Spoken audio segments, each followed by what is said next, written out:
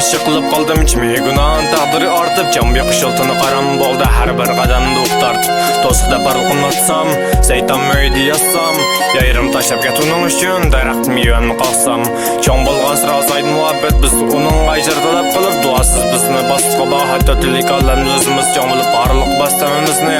o'zing o'ylab uni sonishtirib non do'st ayni vaqtda chapan sapyan purishtirib sen yoqtirmay kishilar orasidan chiqib ketgan umrada yiqilib tizimga yor bo'lganda beralmagan o ish bermadi shahlar zinnat bergan yupurmaqan yerga tushgan g'azan kuyib o'tongni kul bo'lganda oldingni bo'ldim men siram tirishib topgan pul ozroq chiqishga yo'l muhabbet pulga tamamas toyir zuhra yo'q pullar turg'ay tushganda hammamiz qoldi sukutda haqiqat muzon surmadi pul qoqoqlab kulganda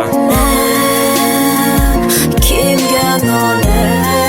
qilmay dardlarimni kim anglar kim meni bag'riga bosa ne rosta bek cho'rchidi